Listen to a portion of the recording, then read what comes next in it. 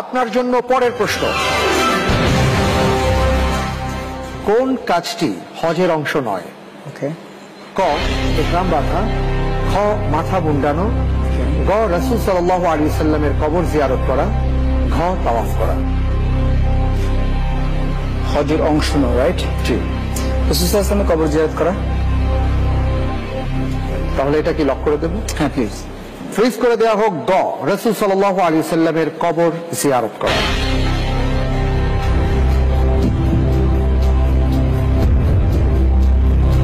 আপনি যে উত্তরটি দিয়েছেন, আপনার উত্তরটি সঠিক উত্তর। মাশাআল্লাহ, ভেরি গুড, আলহামদুলিল্লাহ। হজ মক্কাতে শেষ।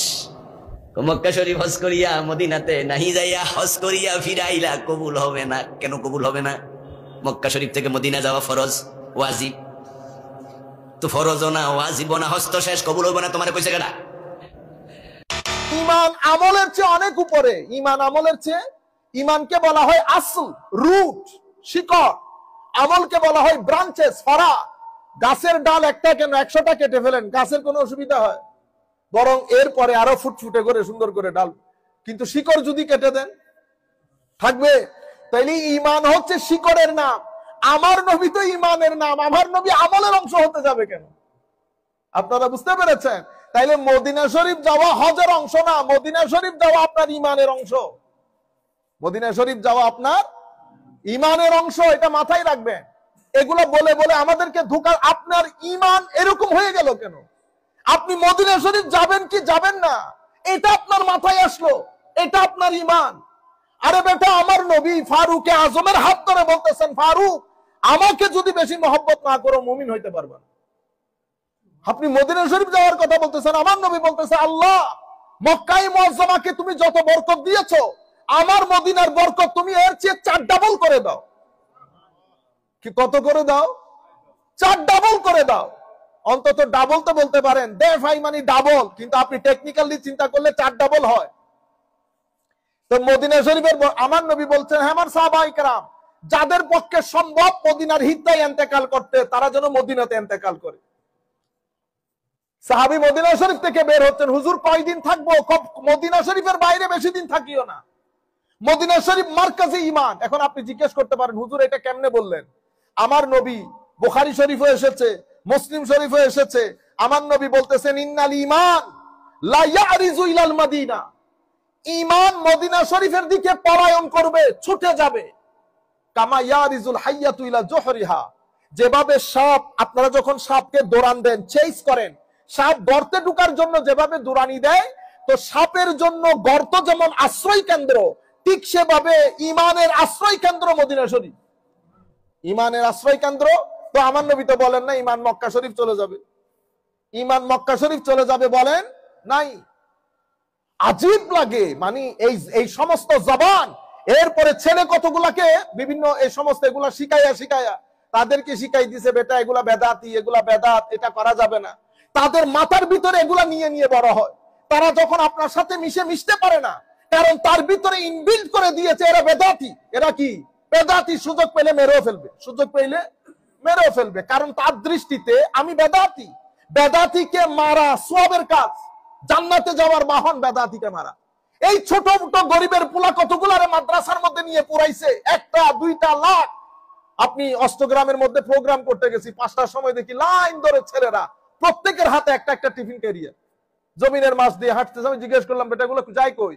হুজুর এরা ভাত উঠাইতে যাইতেছে। আল্লাহ, ইন্না লিল্লাহি ওয়া ইন্না ইলাইহি রাজিউন। যেই ছেলে আপনার ঘর থেকে ভাত উঠাই ভাত খাবে, তার মাধ্যমে অন্য কোনো কাজ হবে, দ্বীনের খেদমত হবে না। সে 10 টাকা দিলে জায়েজ বলবে, 20 টাকা দিলে না জায়েজ বলবে। সে কি বুঝবে? এত বড় দিন। আপনারা বুঝতে পেরেছেন? এরপরে আমরা দেখেন না, এখন মাদ্রাসা খুলে দিলে হয় পুরা রাস্তা জ্যাম হয়ে যায়। যখন আমরা এডুকেশনের সংস্কারের কথা বলি, তখন আমাদের ভাইদের লেগে উঠে। আমার নবী কোন দিন শিক্ষা দিল, আপনারা কোন দিন শিক্ষা দিচ্ছেন? ছেলেরা দুনিয়া বুঝে না, পেপার পড়ে না। এই ছেলেগুলাকে যদি আপনারা মেইন স্ট্রিমের সাথে না আনতে পারেন, এরা কখনো কন্ট্রিবিউট করতে পারবে না জাতির উপর।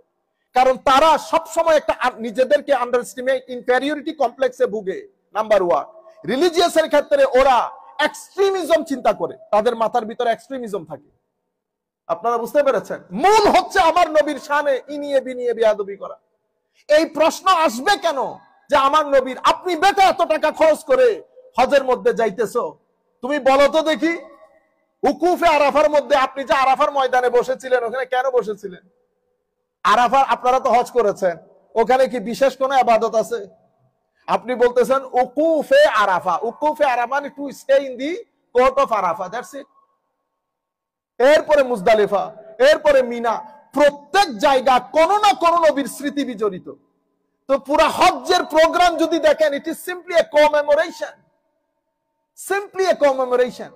আপনি স্মৃতি চারণ করছেন সাফা মারওয়ার মধ্যে, দোরা থেকে শুরু করে, মিনা থেকে শুরু করে, মুজদালিফা থেকে শুরু করে, আরাফা থেকে শুরু করে, প্রত্যেক জায়গা কোন না কোন নবীর সাথে, স্মৃতির সাথে কানেক্টেড। আপনি সব ইব্রাহিমী সুন্নত গুলা পালন করলেন, যখন মদিনা শরীফে যাওয়ার কথা আসছে এবার আপনি প্রশ্ন তুলতেছেন এটা হজের অংশ কিনা। আপনার বেটা ইমানের গাইরত দিল কেমনে? গাইরতে ইমান। আমার নবী বলতেছে যদি তওবা কবুল হোক সেটা চাও, ওয়ালাওয়ান্নাহুম ইযলামু আনফুসাহুম যাও ফাস্তাগফিরুল্লাহ ওয়াস্তাগফিরুল্লাহুর রাসূল লাওয়াজুদুল্লাহ তাওয়াবার রাহিমা। যদি গুনাহ করে থাকো তো আমার নবীর দরবারে যাও। আমার নবীর দরবারে গেলে সেখান থেকে যদি আল্লাহর দরবারে ক্ষমা চাও, আমার আল্লাহ অবশ্যই ক্ষমা করে দিবেন। আল্লাহ ক্ষমাশীল, দয়াশীল। আপনারা বুঝতে পেরেছেন? যাই হোক, তাহলে খবরদার, মদিনা শরীফের ফজিলত আমার নবী সাল্লাল্লাহু আলাইহি ওয়াসাল্লামের মাধ্যমে আমার নবী কি বলেছেন জানেন? মা বাইনা বাইতি ওয়া মিনবারি রাউদাতুম মির রিয়াদিল জান্নাহ ওয়া মিনবারি আলা হাউদি। আপনি সেই মদিনা শরীফকে নিগেট করতেছেন, সাধারণ মানুষকে ডিসকারেজ করতেছেন। আমাদের বড় বড় শেখ, বড় বড় শাইখ, ঘরের মধ্যে 3 টাকা নাই, ঘরের মধ্যে চাইল দিয়ে ভাত রান্না করতে পারে নাই, 300-400 কোটি টাকা ব্যাংকে পড়া। কেন দেয়? কে দেয়? আপনারা বুঝতে পেরেছেন? আমরা গরিব ওই কাজটা করতে পারি নাই। আমরা যদি তাদের হাতে হ্যাঁ বলতে পারতাম তো আমরা এখানে এসে ডাকা খাইতে হইতো না। কিন্তু আমরা তো উল্টা লড়তে গেল দুনিয়া উল্টে যাবে। আমার নবীর শানে বিন্দু পরিমাণ বেয়াদবি বরদাস্ত হবে না, করা হবে না, যাবে না। মুমিন এটা করতে পারে না। এটা আমাদের ইমানের খেলা, এটা আমাদের ইমানের। আমার নবী বলতেছেন মা বাইনা বাইতি ওয়া মিনবারি। আরে বেটা, আমার ঘর আর আমার মিম্বরের মাঝখানে একটা জান্নাতের টুকরা আছে। আমার ঘর, আমার মিম্বরের মাঝখানে কি আছে? জান্নাতের একটা বাগান আছে। বলেন তো দেখি পৃথিবী ধ্বংস হবে কিনা? হবে। সবকিছু ধ্বংস হয়ে যাবে, জান্নাত ধ্বংস হবে। তাহলে আমার নবী যখন বলতেছেন, আমি এমনিতে ইশারা দিতেছি, একটা আপনারা করবেন, আমরা কোনো হুজুর না, আলেম না, সাধারণ ছেলেপুলে যারা আমাদের উলামায়ে কেরাম দেখতেছেন তাদেরকে বলতে একটা গবেষণা করেন। আমার নবী বলতেছেন মা বাইনা বাইতি ওয়া মিনবারি রাউদাতুম মির রিয়াদিল জান্নাহ আও কামা ক্বালা নবী সাল্লাল্লাহু আলাইহি ওয়াসাল্লাম। তো জান্নাত যেহেতু ধ্বংস হবে না, তো এটা সম্পর্কে আপনাদের অভিমত কি সেটা আপনারা বিচার করে দেখেন। কারণ আমার নবী বলতেছেন আমার ঘর এবং মিম্বরের মাঝখানে একটা কি আছে? জান্নাতে বাগান আছে। সবকিছু ধ্বংস হবে। বুঝতে পেরেছেন? আচ্ছা, এর পরবর্তীতে ওয়া মিনবারি আলা হাউদি, এবং হজে কাউসার যেখান থেকে আমি পান করাবো সেটা আমার মিম্বরের নিচে। তুমি আমার সেই রসুলের মদিনা শরীফে যেতে নিষেধ করতেছো। হইতে পারে এটা আপনি নিষেধ করাটা বাঞ্ছনীয়, খারিজিয়ত যদি থাকে স্বাভাবিক আপনার এটা ভালো না লাগার কথা।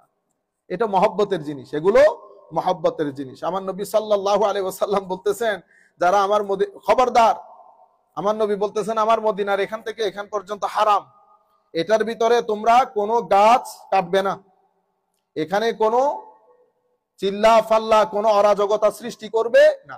আমার মদিনার হিত্তার মধ্যে যারা অরাজকতা সৃষ্টি করে তাদের উপর আল্লাহর লানত, ফেরেশতার লানত, কুল কায়নাতের লানত। আপনি সেই মদিনা শরীফের কথা বলতেছেন।